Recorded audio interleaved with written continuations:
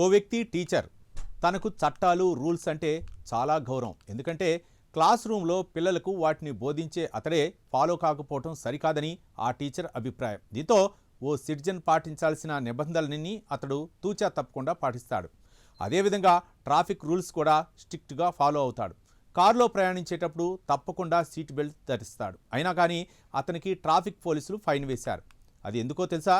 Car drive చేస్తున్న సమయంలో helmet పెట్టుకోనందుకు.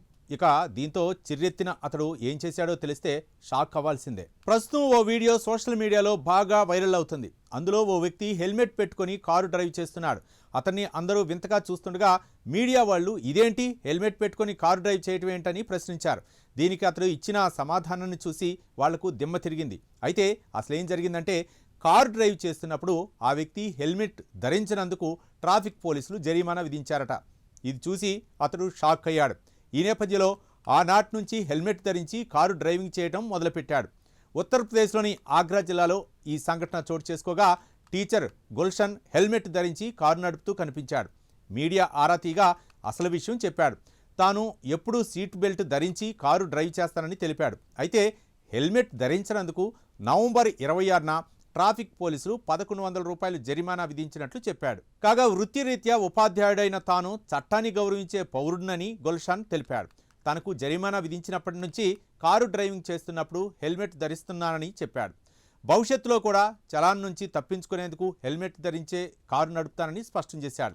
ఈ వీడియో క్లిప్ సోషల్ మీడియాలో వైరల్ అయింది. అయితే అప్పుడప్పుడు ట్రాఫిక్ పోలీసులు చేసే ఓవర్ యాక్షన్ కారణంగా ఆ డిపార్ట్మెంటు అబాసులు పాలు కావాల్సి వస్తుంది.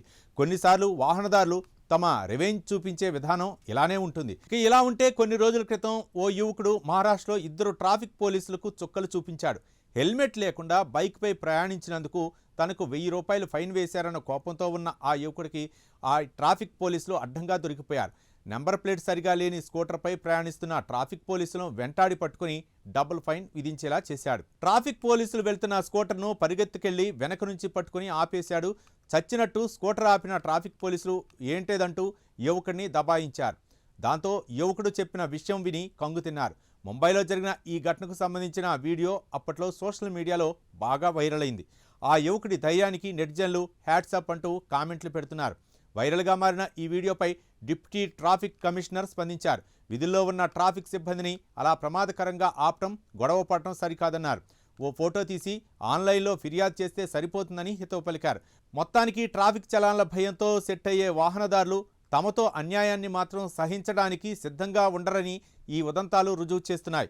సోషల్ మీడియా కారణంగా ఇలాంటి సంఘటనలు వైరల్ అవుతుండటం కూడా వాహనదారులకు బాగా కలిసొస్తోంది.